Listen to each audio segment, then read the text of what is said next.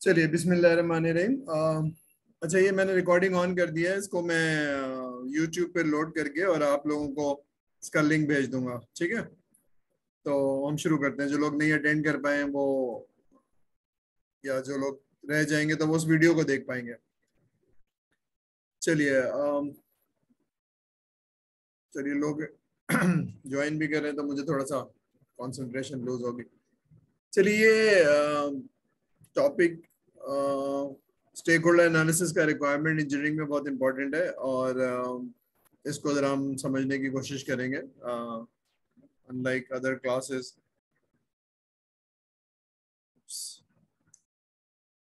ठीक है।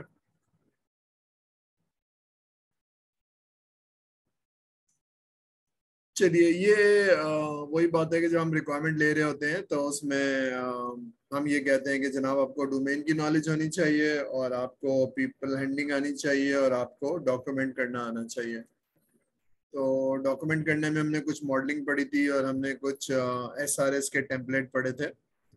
तब ये थोड़ा सा है कि हमें एक रिक्वायरमेंट देने से पहले किस तरह से लोगों को एनालाइज कर लेना चाहिए, कैसे राइट स्टेक होल्डर को आइडेंटिफाई कर लेना चाहिए, और क्या करना चाहिए। तो not going into the detail of the people handling, लेकिन बहरहाल before we go into the requirement हमें कुछ चीजें याद रखनी चाहिए for a successful requirement engineer या successful BA।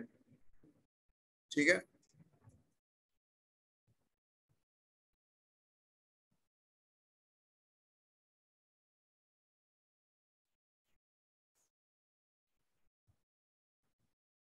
Okay, there are few people जो कि वेट कर रहे हैं। एक मिनट। ठीक है, चलिए।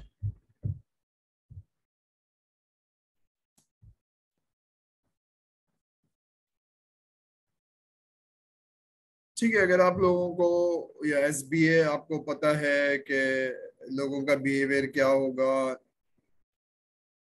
और लोग किस तरह से रेसिप्रोकेट करेंगे, तो आपके लिए ये बेहतर है। तो हम इसको जरा पढ़ते हैं। ठीक है। अच्छा, मुझे थोड़ा सा मुश्किल हो रही है, मुझे लोगों को अलाउ भी करना है और आपको पढ़ा भी रहा हूँ, तो हो सकता है 1-2 मिनट मेरी फोकस जो है वो। ठीक है, तो there are people who are joining. मेरे से गलती हो गई है। ठीक है, तो आपको मैंने बताया था कि जब आप you enter into A room तो आपको मालूम होना चाहिए ये खुश मिजाज हैं या खुश मिजाज नहीं है। तो there are different personalities and there are different behaviours. तो आपको सारे लोगों के साथ रिक्वायरमेंट देना है। जब आप एक बड़ी ऑर्गेनाइजेशन में जाते हैं तो you can expect all kind of behaviours. यानी ज्यादातर लोग ऐसे होंगे जो आपसे अच्छी तरह से बात करेंगे, लेकिन कुछ लोग ऐसे होंगे जो अच्छी तरह से बात नहीं करेंगे। तो there are different personalities, there are different kind of behaviours. लेकिन अगर आपको पहले से पता है कि आदमी ऐसे ही बिहेव करेगा तो आपको मुश्किल नहीं होगी, उससे रिक्वायरमेंट लेने में इतनी मुश्किल नहीं होगी। ठीक है। अब ये बात याद रखिए, जब पर्सनैलिटी पता होगी तो आप उसके बिहेवियर को प्रिडिक्ट कर सकेंगे। ये ऐसे ही जैसे आपके दोस्त हैं और आपके दोस्तों में डिफरेंट पर्सनैलिटीज हैं। तो since you know them for many years, तो आप बता सकता है कि भाई ये चीज को अच्छी लगती है और ये चीज अच्छी नहीं लगती है। तो विद दैट काइंड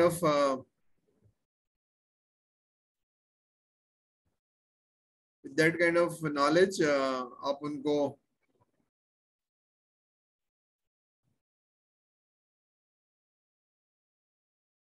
आप उनको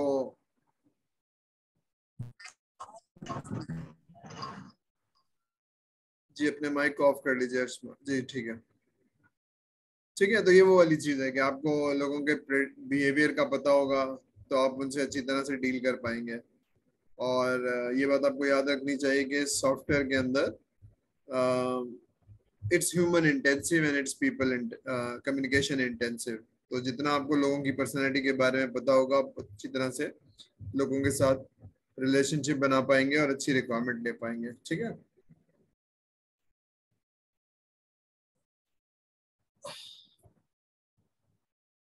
अब एक टिपिकल सिनेरियो है कि आपको मालूम होना चाहिए कि किसको यानी एज पर्सनैलिटी आपको हु नीड्स व्हाट।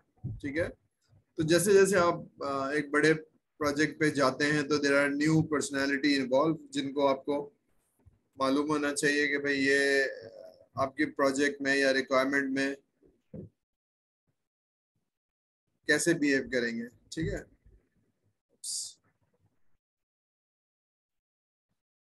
अगर आप प्रोजेक्ट की रिक्वायरमेंट ले रहे हैं और आपने किसी आदमी को, बहुत इंपॉर्टेंट आदमी को मिस कर दिया, तो देर इज ए प्रोबेबिलिटी कि आपका जो प्रोजेक्ट है वो सक्सेसफुल या अनसक्सेसफुल होगा। क्यों?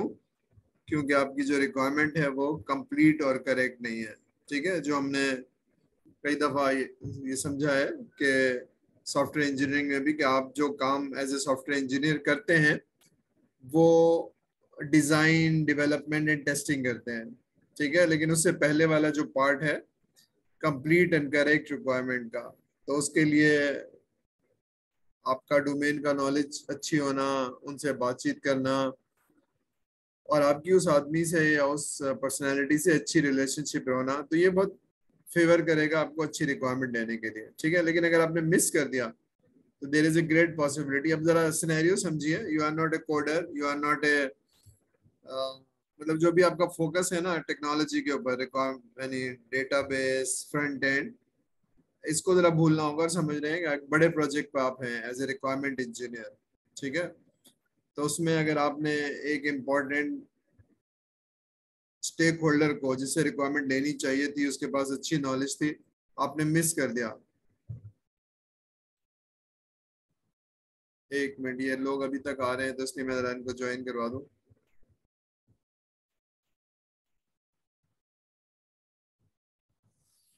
ठीक है।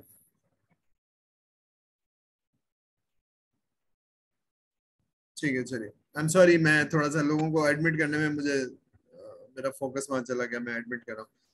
ठीक है। तो आपको सारे लोगों का पता होना चाहिए, तभी मैं इसलिए बैकग्राउंड बता रहा हूँ कि अभी थोड़ा सा हम देखेंगे। अगर आपने ऐसा ना किया तो आप अल्टीमेटली एक इंफॉर्मेशन को मिस कर देंगे। रिक्वायरमेंट कंप्लीट नहीं होगी, पार्टली कंप्लीट होगी, कुछ इंपॉर्टेंट चीजें रह जाएंगी जो आपको पता होनी चाहिए थी। ठीक है। अ, अब क्यों stakeholder analysis and management करते हैं? इसलिए करते हैं कि आपको लोगों का कोलैबोरेशन चाहिए, लोगों को इंगेज करना आना चाहिए। ठीक है। और आपको राइट रिसोर्स मिलनी चाहिए। अगर आपको राइट रिसोर्स नहीं मिलेगी तो there is a great possibility कि आप प्रोजेक्ट को सक्सेसफुल नहीं कर पाएंगे। I am talking about large and complex application. ठीक है ना, यानी जिसमें बहुत सारे लोग होंगे, बहुत सारी चीजें होंगी। तो जो सेकंड लास्ट लाइन लिखी हुई है, stakeholder analysis is technique used to identify the people who to be won over. ठीक है। अल्लाह के बंदे, कितनी देर हो गई अभी तक ज्वाइन कर रहे हैं लोग।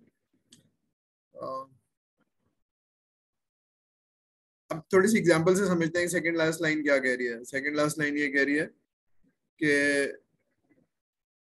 आप एक प्रोजेक्ट कर रहे हैं और फॉर एग्जांपल एक ऑर्गेनाइजेशन के जो, एक डिपार्टमेंट के जो हेड हैं, उनकी रिक्वायरमेंट लेना बहुत जरूरी है, but he is very busy, और वो जल्दी से रिक्वायरमेंट देने के बाद दोबारा नहीं मिल रहे हैं, और उन्होंने किसी अपने जूनियर को भेज दिया है। मैं सेकंड लास्ट लाइन समझा रहा हूँ।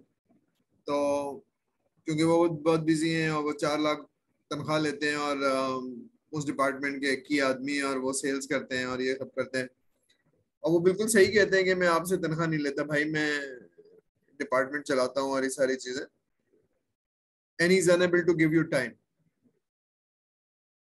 और आप ये कह रहे हैं एज बीए कि भाई आपका बैठना, रिक्वायरमेंट देना, आपकी availability is mandatory for the success of this project. ठीक है। तो आप कहते हैं अगर ये आपके पास टाइम नहीं है तो I consider this project as not important for you.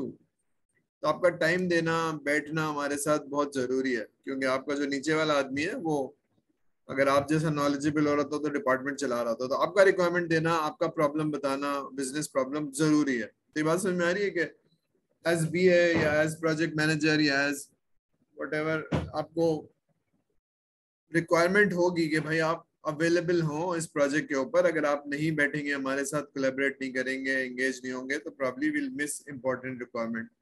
तो ये वो वाली चीजें जो किक ऑफ मीटिंग में हम करते हैं। ठीक है। ठीक है। हम थोड़ा सा ये देखेंगे, जब आप किसी भी ऑर्गेनाइजेशन में जाएंगे तो there are 3 types of people, जो हमने ट्रायंगल पढ़ी थी ना, सीईओ होगा, डिपार्टमेंटल हेड होंगे और नीचे के लोग होंगे। तो पूरी ऑर्गेनाइजेशन में there are certain powerful people जो कि इन्फ्लुएंस करेंगे, तो वो आपकी तरफ होना बहुत जरूरी है इन ए लार्ज प्रोजेक्ट। ठीक है, तो लाइन नंबर 2 क्या कह रही है, gaining support from powerful stakeholder can help you to win right resource. ठीक है, यानी जो आदमी आपको चाहिए, एक नॉलेजफुल आदमी चाहिए ना, जो आपको रिक्वायरमेंट देगा और समझाएगा, तभी आप प्रोजेक्ट कर पाएंगे। अगर नहीं देगा तो फिर वो बिजी रहेगा तो रिक्वायरमेंट पूरी नहीं होगी। ठीक है, आप यूं समझिए कि एक डिपार्टमेंट है एचआर का, जहां से आप रिक्वायरमेंट लेने जा रहे हैं, लेकिन वो एचआर का जो हेड है वो तो बहुत बिजी है, तो उससे टाइम लेना बहुत जरूरी है। ठीक है ना, और वो अगर नहीं दे रहा है तो you need to pull the strings, तो आप उसके बॉस से या किसी सीनियर आदमी से कहेंगे। तो इसलिए आपका जो स्टेक होल्डर है उनका सपोर्ट बहुत जरूरी है। ठीक है, दूसरी बात है पर्सनैलिटीज, तो आपको पर्सनैलिटीज पता होना चाहिए, इसमें हम थोड़ा सा आगे चल के बात करेंगे। ठीक है, अब ये communicating with stakeholder early and frequently, इसके क्या बेनिफिट है?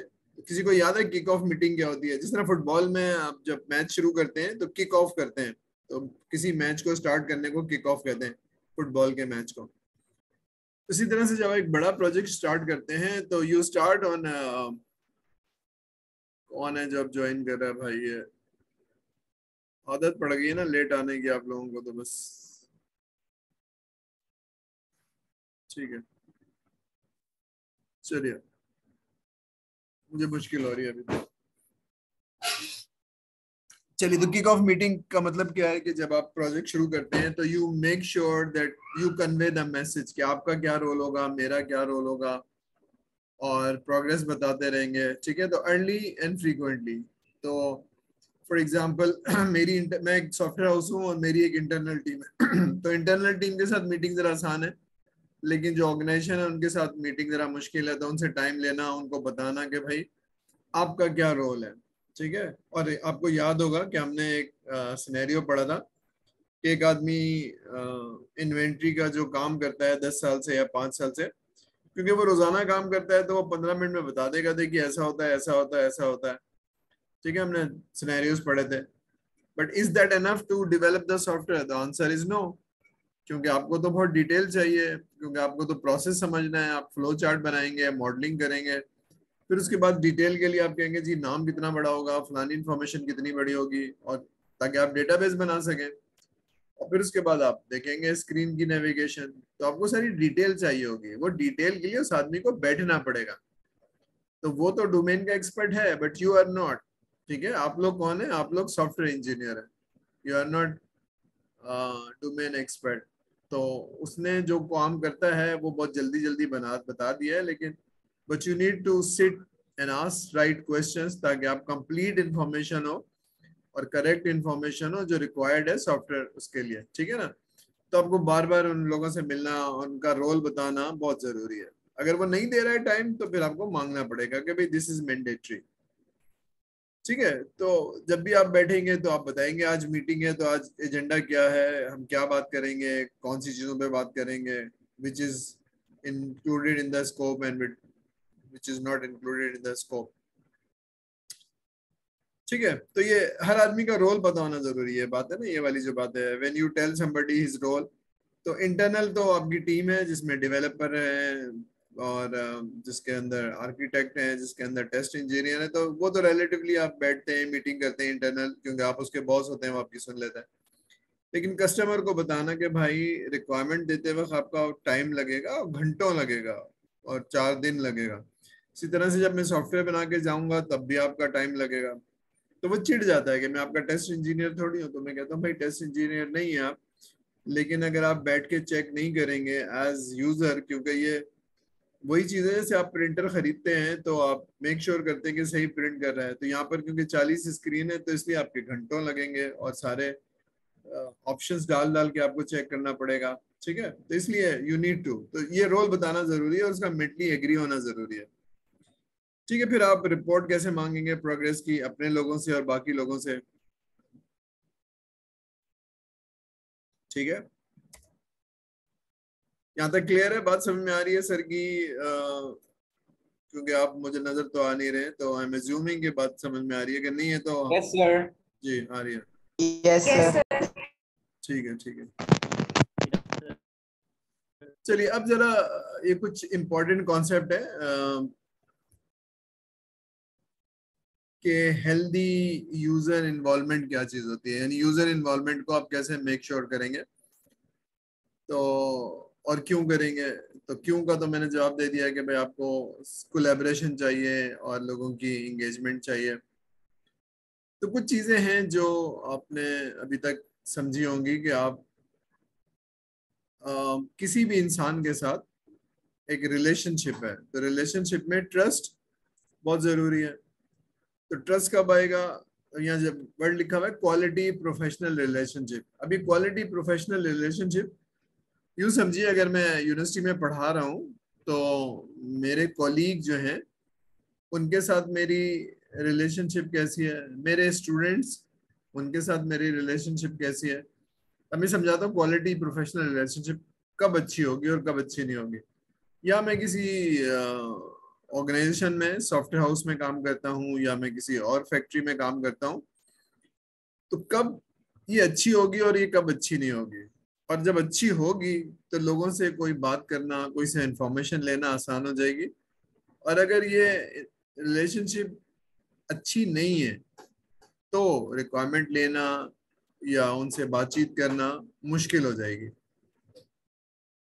ठीक है, तो पहली चीज है क्वालिटी प्रोफेशनल रिलेशनशिप। जब मैं किसी के पास जा रहा हूँ तो मेरे पास एक अच्छी professional relationship, I am not talking about रिश्तेदारी, I am not talking about दोस्ती, प्रोफेशनल रिलेशनशिप। ठीक है, तो एज्यूम करिए कि मैं एक बैंक में हूँ और मैं आईटी डिपार्टमेंट में हूँ और मैं उसका हेड हूँ, लेकिन मैं किसी के पास जाता हूँ तो वो मुस्कुरा के देखता है, अच्छी तरह से बात करता है, चाय ऑफर करता है। ये लोग दोबारा दोबारा क्यों ज्वाइन कर रहे हैं भाई? आ, ठीक है, तो उसके लिए क्या जरूरी है, ट्रस्ट बिल्ड करना कैसे जरूरी है। तो ये वही बेसिक चीजें हैं कि जब आप लोगों से सच्चाई से बात करेंगे, इंटेग्रिटी आपकी पर्सनालिटी में होगी, तो people will have trust on your personality. या अगर आप ऐसा नहीं करेंगे तो very soon people will have mistrust on your personality. ठीक है, तो ये समझने की जरूरत है। तो आप अपने करीब में देख लें, ऐसे टीचर्स जो सच नहीं बोलते हैं, यू विल हैव मिसट्रस्ट। या अपने दोस्त जो लोग, तो दोस्तों की बिहेवियर पे बहुत डिपेंड करेगा। ठीक है, तो यहाँ पर भी ऐसे ही है। नंबर 2 है एक्सपेक्टेशन मैनेजमेंट। तो मैं I am talking about healthy involvement. तो मेरा डेवलपर है, उसको मैंने पहले दिन से बता दिया है कि भाई देखो, तुमने काम करना है और ये वाले प्रोसेस को फॉलो करना है और ये वाले नेमिंग कन्वेंशन को फॉलो करना है। प्रोग्रामिंग तो करते हो तुम, लेकिन बहरहाल दिस इज द प्रोसेस जो सॉफ्टवेयर इंजीनियरिंग में पढ़ा था। नेमिंग कन्वेंशन, कोडिंग कन्वेंशन, ये सारे तरीके से हैं और इतने टाइम में और इस तरह से करने हैं। तो मैंने सब बता दिया है। इसी तरह से मैं बीए को भेज रहा हूँ, तो मैंने उसको बता दिया कि भाई तुम इस तरह से मेजर किए जाओगे। उसको भी मालूम है और मैं उससे क्या एक्सपेक्ट कर रहा हूँ। तो इसी तरह से जो मेरा कस्टमर है वो मुझे बता दे कि व्हाट इज द एक्सपेक्टेशन। ठीक है, तो ये क्या है कि एक दूसरे को पता है। ठीक है, एक दूसरे को पता है कि हम किस तरह से मेजर किए जाएंगे। तो कौन से टाइमिंग है, जैसे क्लास शुरू करने का टाइमिंग है, तो क्लास शुरू करने का टाइम से होती है तो यू विल हैव अ कि जी ये पंक्चुअल है नहीं है। तो ये सारी चीजें जो है आप बहुत ही अप फ्रंट एक्सप्लेन कर देते हैं, चाहे वो आपकी अपनी टीम का हो चाहे किसी और का। तो उससे होता क्या है कि रिलेशनशिप है, उनको मालूम है कि जी ये होगा और ये नहीं होगा। ठीक है, तो आपने बता दिया, कोई अजम्पशन नहीं है कि 6 महीने गुजारने के बाद उसको पता चलेगा। ठीक है, तो वेरी क्लियरली कन्वेड। फिर क्या है क्लियर बिजनेस कम्युनिकेशन। आप अगर ईमेल भेज रहे हैं या आप वर्बली बातें कर रहे हैं तो बहुत ही कंसाइज मैसेज कन्वे होना चाहिए, कोई इसमें एम्बिगिटी नहीं होनी चाहिए। एक मेल है तो जो मैं एक्सप्लेन करना चाह रहा हूँ, बाज दफा ऐसा होता है, मेरी भी वीकनेस थी जब मैंने अपने करियर को स्टार्ट किया था। I used to write emails जो बहुत ही हार्श हुआ करती थी, और जेरा मेरा मतलब नहीं होता था, लेकिन क्योंकि अंग्रेजी is not my native language तो लोग कहते हैं सर क्या लिख दिया आपने, मैंने कहा यार मैंने तो ये लिखा है, कहने नहीं सर इसका ये मतलब आ रहा है। तो यू शुड अंडरस्टैंड कि आप क्या कहना चाह रहे हैं और किस तरह से कहना चाह रहे हैं, तो ये आपको सीखना पड़ेगा। ठीक है, बोलते हुए तो मैं उर्दू भी बोल रहा हूँ और अंग्रेजी भी बोल रहा हूँ, तो probably I can convey that, लेकिन लिखने में और खासतौर पे डॉक्यूमेंट बनाने में तो you should learn how to express the same meaning जो आपके दिमाग में है। बाज दफा हमारे दिमाग में कुछ और होता है, लेकिन जब हम कागज पे लिखते हैं और कोई और उसको पढ़ता है तो उसका कोई और मतलब होता है। तो ये सारी चीजें हैं, अगर आप बहुत अच्छी तरह से कम्युनिकेट कर रहे हैं, बहुत ही क्लियर कम्युनिकेट कर रहे हैं, एक्सपेक्टेशन मैनेज कर रहे हैं, और आपकी रिलेशनशिप ऐसी है जिसमें आप सच बोलते हैं, लोग आप पे ट्रस्ट करते हैं, तो that creates an healthy relationship. ठीक है, क्लियर है ये बात? बाकी अच्छी एनवायरनमेंट करने के लिए ये दो तीन चीजें, एग्जीक्यूटिव सपोर्ट, इमोशनल मैच्योरिटी। तो एग्जीक्यूटिव लोग अभी भी ज्वाइन कर रहे हैं, अच्छा गलती हो गई। भारत एग्जीक्यूटिव सपोर्ट का मतलब है कोई चीज करने के लिए आपके पास जो टॉप मैनेजमेंट है वो उसकी सपोर्ट आपके पास होनी चाहिए। फॉर एग्जांपल मैं कहता हूँ कि मुझे फलानी रिसोर्स चाहिए, तो टॉप मैनेजमेंट कहे कि हाँ जी ये रिसोर्स आपको मिल जाएगी और इतने घंटों के लिए मिल जाएगी। अगर उनकी सपोर्ट नहीं होगी तो फिर वो आदमी डॉज करता रहेगा और मुझे फिर राइट रिक्वायरमेंट नहीं मिल पाएगी। ठीक है, तो इसलिए उनका सपोर्ट होना जरूरी है। तो ये मैं जाके स्टीयरिंग कमेटी की जो मीटिंग्स होती हैं उसमें मैं डायरेक्ट जाके पूछता हूँ कि भाई ये प्रोजेक्ट इंपॉर्टेंट है कि नहीं है। तो मैं टफ क्वेश्चन इसलिए पूछता हूँ, कहते हैं सर साहब क्या हो गया, आपको बुलाया किस लिए? मैं कहता हूँ लेकिन जब हम प्रोजेक्ट एग्जीक्यूट करेंगे तो ये कुछ होगा, आप वो राइट रिसोर्स नहीं देंगे, वो आदमी अवेलेबल नहीं होगा क्योंकि वो बिजी होगा। ठीक है, और फॉर एग्जांपल अगर मैंने कोई प्रोसेस बनाना है तो मैं कराची में हूँ और कोई साहब आपके लाहौर इस्लामाबाद में है, तो वो उनसे मिलना जरूरी होगा तो वो मिल नहीं पाएंगे, लेकिन उनका मिलना बहुत जरूरी होगा। तो मैं उनको बताता हूँ कि प्रोसेस नॉर्मली डिफरेंट होते हैं ऑल ओवर ऑर्गेनाइजेशन। तो ये सारी चीजें उनको पहले से बता देता हूँ। What is emotional maturity? Emotional maturity होती है कि लोगों से काम लेने जब आप लेते हैं तो लोगों का डिफरेंट अंडरस्टैंडिंग हो सकती है, और जैसे आपकी एजुकेशन और आपका एक्सपीरियंस डिफरेंट है तो आपकी थिंकिंग में और मेरी थिंकिंग में फर्क है। ठीक है, तो we can have difference in opinion, we can have different in thinking, लेकिन अगर मैं लॉजिकली आपको कोई चीज समझाऊं, आराम से समझाऊं, तो आपकी समझ में आ जाएगा। रादर देन मैं कहूँ कि मैं आपका टीचर हूं, मैं आपसे उम्र में बड़ा हूं इसलिए मेरी बात माने, तो प्रॉब्ली यू विल नॉट। ठीक है, तो इसी तरह से अगर कोई डिसएग्रीमेंट है तो उसको इमोशनली अच्छी तरह से हैंडल करना चाहिए। इन चीजों से क्या होता है? ठीक है, फॉर एग्जाम्पल के लिए मैं कोई वो नहीं है, क्लास में कोई बच्चा कोई ऐसी चीज करे जिससे टीचर को गुस्सा आ जाए या कोई ऐसी बदतमीजी करे, तो एक तो हो सकता है कि मैं गुस्सा करके उसको बाहर निकाल दूं या उसकी इंसल्ट कर दूं या कोई ऐसा जुमला कह दूं, रादर देन मैं उसको प्यार से समझा लूं। तो गुस्सा तो आपको आता है, लेकिन but when you are emotionally mature you control your emotions. तो लोगों से काम लेना, लोगों से अच्छी तरह से बिहेव करना, एक बहुत इंपॉर्टेंट चीज है जो आपको सीखनी पड़ेगी। ठीक है, एज ए प्रोजेक्ट मैनेजर या बीए आपको सीखनी पड़ेगी। Then effective use of the organisation facilities, room मिल जाए मुझे, फलानी चीज मिल जाए, तो ऑर्गेनाइजेशन की सारी चीजें। ठीक है, अगर आपने रिक्वायरमेंट लेनी है तो कॉन्फ्रेंस रूम चाहिए, बोर्ड चाहिए, ये सारी चीजें। आगे चलते हैं। ठीक है, अब मैं प्रोसेस दिखा रहा हूँ आपको, इसको जरा अच्छी तरह से समझेंगे। डिटेल शायद हम पूरी तरह से नहीं पढ़ पाएंगे, लेकिन बहरहाल आधे घंटे में जितना भी पढ़ पाएंगे। ठीक है, मैं आगे जा रहा हूँ। हाँ, पहले मैं इसकी समरी बता दूं। ये प्रोसेस इंपॉर्टेंट है एग्जाम के लिए भी और आपके कॉन्सेप्ट के लिए भी कि स्टेक होल्डर मैनेजमेंट होती कैसे है।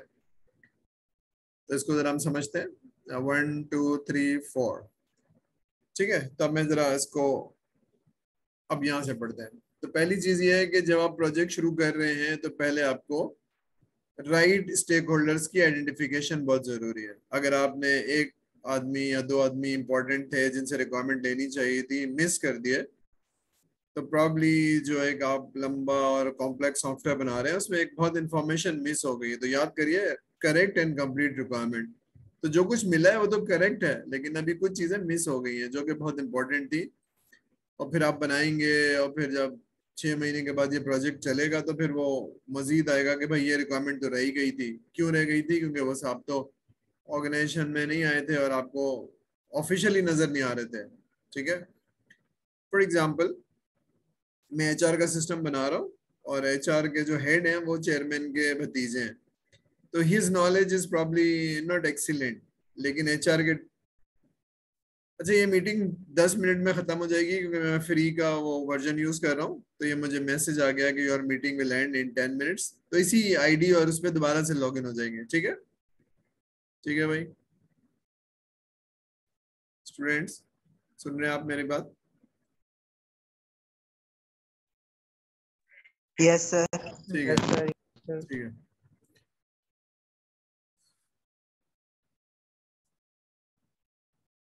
अब मैंने जो भी लोग थे वो आइडेंटिफाई कर लीजिए। मैं इसलिए कह रहा हूँ कि हो सकता है कि इसमें वीकनेस रह जाए कि आपने 10 लोग आइडेंटिफाई करने थे, लेकिन इस एफर्ट के बाद आपने 8 लोग या 9 लोग आइडेंटिफाई कर लीजिए, लेकिन not doing it will probably increase the probability of not successful project, क्योंकि एक आदमी मिस हो गया। लेकिन ये इसको पढ़ के, रिक्वायरमेंट इंजीनियरिंग पढ़ने के बाद आपको मालूम है कि प्रोजेक्ट शुरू करने से पहले मुझे आइडेंटिफिकेशन करनी है। अब आइडेंटिफिकेशन हो गई, ठीक है, 15 नहीं तो 13 हो गए, 12 हो गए। अब क्या करना है? अब मुझे उनको आइडेंटिफाई करने के बाद उनकी पर्सनैलिटी का पता करना है, और मैंने ये देखना है कि इन सब को कैसे इंगेज करना है और इन सब से कोलैबोरेट करना है। अब याद रखिए, जैसे आपकी क्लास में देयर आर डिफरेंट पर्सनैलिटीज, तो ऑर्गेनाइजेशन में भी इसी तरह से डिफरेंट पर्सनैलिटीज होंगी। ठीक है, तो नॉर्मली लोगों से जाके मैं बात कर पाऊंगा, लेकिन कुछ लोग ऐसे होंगे जो शायद नॉर्मल नहीं होंगे, वो अच्छी तरह से बात नहीं कर पाते होंगे, अपने आप को एक्सप्रेस नहीं करते होंगे, या कुछ लोग ऐसे होंगे जो चाहते ही नहीं है कि प्रोजेक्ट सक्सेसफुल हो। तो मुझे मालूम होना चाहिए उनके बारे में, और फिर मुझे वो पता होना चाहिए कि ये एक आदमी है जो गुस्से वाला है और बदतमीज है, तो इससे रिक्वायरमेंट कैसे लेनी है। तो दिस इज कॉल्ड स्ट्रेटेजीज, कि इस आदमी के साथ क्या करूंगा, और इस आदमी के साथ क्या करूंगा, और इस आदमी के साथ क्या करूंगा। तो पहला काम क्या किया, मैंने 10 लोग आइडेंटिफाई कर लिए, फिर मैंने एक डॉक्यूमेंट बनाया कि भाई फलाने साहब जो है वो 8 लोग तो बिल्कुल ठीक है, जाऊंगा और इनके साथ रिक्वायरमेंट ले लूंगा, लेकिन बाकी जो 4 लोग हैं जरा मुश्किल होगी। तो जब आप एंटर होंगे, ये आदमी बदतमीज है, गुस्से वाले हैं, तो यहाँ पर आपको स्ट्रेटेजी क्या होगी कि आप जब जाएंगे तो ये बहुत सारी बातें सुनाएंगे जिनसे आपको गुस्सा आएगा। ठीक है, तो आप इनकी बातें इग्नोर करेंगे और आप फोकस करेंगे रिक्वायरमेंट में। ठीक है, तो इसको टेक्निक होती है कि जब आप एंटर होते हैं तो अपने दिमाग को और कानों को ऑफ कर लेते हैं, मतलब सीख लेते हैं कि आप इसकी बात सुननी नहीं है मैंने, क्योंकि आप सुनेंगे तो आपका खून खोलेगा। तो दीज आर द स्ट्रेटेजीज। अभी मैं उस डिटेल में नहीं जा रहा हूँ, लेकिन बहरहाल इसका क्या करना है, इसका क्या करना है, तो आपने नोट कर लिया, फिर उन आदमी के बारे में प्लानिंग कर ली। ठीक है, तीसरी चीज है कि अब आपने प्रोजेक्ट शुरू करना है, तो अब आपने उन लोगों को एंगेज करना है। तो जो जो उसकी नीड थी, जो कुछ आपने स्ट्रेटेजी में लिखा था, उस हिसाब से आप करते जाएंगे और रिलेशनशिप को बेहतर करते जाएंगे एंड फॉस्टरिंग द एंगेजमेंट। तो जैसे जैसे आप काम कर रहे हैं तो रिलेशनशिप इंप्रूव हो रही है और वो अच्छी तरह से रिक्वायरमेंट दे रहा है, फॉस्टरिंग द। अब ये फॉर एग्जांपल एक आदमी है जिसकी कुछ आदत है और वो ग्रुप में नहीं बात करता है, लेकिन उसकी नॉलेज बहुत अच्छी है। तो अगर आपको ये पर्सनैलिटी पता है और आपके दोबारा दोबारा कहने पर भी वो नहीं बोल रहा है, तो आप उसके रूम में चले जाएंगे। तो रूम में चले जाएंगे तो वो बहुत अच्छी रिक्वायरमेंट देगा और आपका पर्पस पूरा हो जाएगा कि आपको अच्छी रिक्वायरमेंट मिल गई। लेकिन वो पर्सनैलिटी ऐसी है कि वो 6 लोग होते हैं तो उनके दरमियान में वो बोलता नहीं है। ठीक है, अब आप उसकी पर्सनैलिटी चेंज नहीं कर सकते, आप 3 दफा भी पूछेंगे तो एक आध जुमला बोलेगा और चुप हो जाएगा। इसी तरह से बहुत सारे लोग होते हैं जिनकी, फॉर एग्जाम्पल हमारे पास एक यूजर था जो बहुत बिजी होता था, लेकिन सेल्स का आदमी था, लेकिन वो रिक्वायरमेंट हमें वक्त नहीं दे पा रहा था। खाने पीने का बहुत शौकीन था। तो मैंने उसको बोला, यार तुम सैटरडे को जो है ना आके हमारे साथ लंच करो। तो मैंने उसको बुला लिया, वो लंच कर रहा था, हम रिक्वायरमेंट ले रहे थे, बोलता जा रहा था, हम नोट करते जा रहे थे। तो वी हैड अ वेरी, तो उसकी पर्सनैलिटी थी, उसको खाने पीने का बहुत शौक था, आउटिंग का बहुत शौक था। तो वी इन्वेस्टेड फ्यू 2-3 हजार रुपए का खर्चा तो हुआ, लेकिन बाहर एक अच्छी रिक्वायरमेंट मिल गई 3-4 घंटे की, जो ऑफिस में नहीं मिल पाते थे। तो ये सारी चीजें जो आपको शायद समझने की जरूरत है। ठीक है, अब चौथा काम क्या है कि आप मैनेज तो कर रहे हैं, लेकिन कुछ लोग ऐसे हैं जो आपकी स्ट्रेटेजी पे पूरे नहीं उतरे, आपकी कोशिश के बावजूद भी वो वैसे बिहेव नहीं कर रहे जैसे आप चाहते हैं। तो फिर आप अपनी स्ट्रेटेजी को फाइन ट्यून करेंगे, ठीक है, और किसी से पूछेंगे, एक्सपीरियंस लगाएंगे। फॉर एग्जांपल एक साहब हैं जो आपसे कंट्रोल नहीं हो रहे, तो ऑर्गेनाइजेशन में ही आप किसी से पूछेंगे, सर ये साहब तो ऐसा कर रहे हैं और रिक्वायरमेंट दे नहीं रहे, तो आप बताइए क्या करें। तो वो आइडिया देगा, सजेस्ट करेगा, तो you are actually improving your strategy. ठीक है ना, आपकी स्ट्रेटेजी तो ऐसी ही नहीं होगी कि आप सारे लोगों को वैसे ही कोलैबोरेट करवाएं जैसे आप चाहते हैं। ठीक है, तो देयर आर फाइन ट्यूनिंग्स। तो समझ में आ रही है समरी? पहला स्टेप आइडेंटिफाई करेंगे, दूसरा based on your people handling knowledge आप उनकी पर्सनालिटीज को हैंडल करने के लिए स्ट्रेटेजी बनाएंगे। नंबर 2, नंबर 3 एंड 4 में प्रोजेक्ट शुरू हो गया है। जब प्रोजेक्ट शुरू हो गया है तो जो स्ट्रेटेजी आपने बनाई थी उस हिसाब से लोगों को इन्वॉल्व करेंगे, और 80-90% आपकी स्ट्रेटेजी सक्सेसफुल होगी। लेकिन जहाँ सक्सेसफुल नहीं होगी वहाँ फाइन ट्यून करेंगे प्लानिंग को और स्ट्रेटेजीज को एडजस्ट करेंगे, और कोशिश करेंगे कि लोगों को अच्छी तरह से कोलैबोरेट करवा पाए, एंगेज कर पाए। ये बात समझ में आ रही है? यहाँ तक क्लियर है भाई? यस ठीक है, सर। ठीक है, तो अब एक एक चीज को जरा डिटेल में पढ़ लेते हैं। ठीक, जी, यस ठीक है, सुन लिया, यस सर। ठीक है, ये डेफिनेशन है स्टेक होल्डर की, पढ़ लीजिएगा। तो ये इसको मैं एक्सप्लेन नहीं कर रहा हूँ, बस ये प्रेजेंटेशन आपके पास है तो आप देख लीजिएगा। यहाँ से पढ़ना शुरू करते हैं, आइडेंटिफाई द स्टेक होल्डर। आप क्या करेंगे, आप देखने जाएंगे कि ये वाला मैंने स्कोप है, जो आपके स्कोप आपके पास होगा। अब उसमें आप देखेंगे इसमें कौन कौन से लोग हैं जो ऑर्गेनाइजेशन वाइज इसमें आएंगे, और हु कैन कंट्रीब्यूट। तो ये आपको जरा एक्सपीरियंस और आपको याद है, मैंने बताया था कि आपको, या आपको नहीं बताया था, प्रोजेक्ट मैनेजमेंट में ये होता है कि जब आप प्लान करते हैं तो आप ये देखते हैं कि आपकी टीम और ऑर्गेनाइजेशन का कल्चर, ये आपको बहुत, तो ये जो थर्ड लाइन है, पॉलिटिकल क्लाइमेट, बिजनेस प्रोसेसेस, तो जितनी आपको ऑर्गेनाइजेशन की नॉलेज अच्छी होगी उतना आप अच्छा आइडेंटिफाई कर पाएंगे। ठीक है, तो आई am not teaching you technology. तो एस बी ए या रिक्वायरमेंट इंजीनियर आपको ऑर्गेनाइजेशन के बारे में पता होना चाहिए, उसके कल्चर के बारे में पता होना चाहिए। ठीक है, तो जितना पता होगा उतना आप अच्छा लोगों को हैंडल कर पाएंगे। ठीक है, there are organization not healthy, there are organization very healthy and progressive. For example, सिर्फ नाम इसलिए ले रहा हूँ कि मैं आपको समझा पाऊँ। एक बैंक है पाकिस्तान का, और उसमें सारे लोग पॉलिटिकली हायर होते हैं, तो वो ऑर्गेनाइजेशन प्रोग्रेसिव नहीं हो सकती है क्योंकि वो मेरिट नहीं है और ये सारी चीजें, तो इसलिए तो वहाँ जो क्लाइमेट है वो बहुत हेल्दी नहीं होगी। ठीक है, लेकिन ऐसी ऑर्गेनाइजेशन जहाँ पर लोग 20-20 साल से हैं और उनकी मैनेजमेंट उनका बहुत ख्याल रखती है, उनके प्रोसेसेस बहुत अच्छे हैं, तो वो ऑर्गेनाइजेशन प्रोग्रेस करेगी और वो एक हेल्दी एनवायरनमेंट होगा, लोग जाके काम करना चाहेंगे। ठीक है, तो ये सिर्फ कल्चर बता रहा हूँ आपको, तो ये आपको जितना पता होगा आप उस हिसाब से एक्ट कर पाएंगे, उस हिसाब से रिक्वायरमेंट दे पाएंगे। ठीक है, क्लियर हो रही है बात? मतलब other than document, other than requirement, अभी ये बात हो रही है ऑर्गेनाइजेशन, पीपल, पर्सनैलिटी।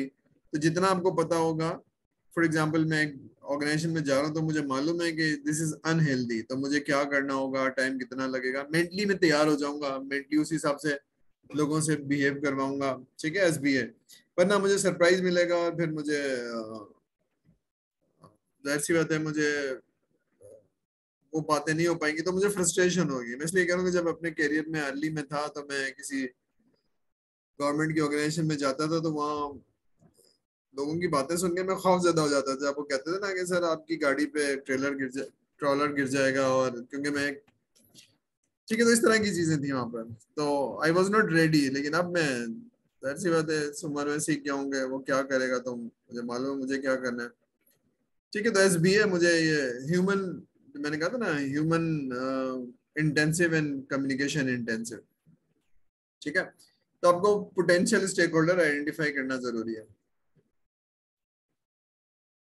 ठीक है। अब अगर आपको वो ट्रायंगल याद हो, बिजनेस की requirement and then stakeholder requirement and then user requirement, तो ये वही चीज है। तो आपको स्टेक होल्डर कैसे आइडेंटिफाई करेंगे? पहली चीज तो आपको देखना है कि भाई रिक्वायरमेंट लेने से पहले आपको हु इज स्टेक होल्डर। वो स्पॉन्सर जो है वो बहुत बड़ा स्टेक होल्डर है, वो टाइम कम देगा लेकिन डिसीजन मेकर वही है, उसी ने आपको बुलाया है और वही आपको पैसे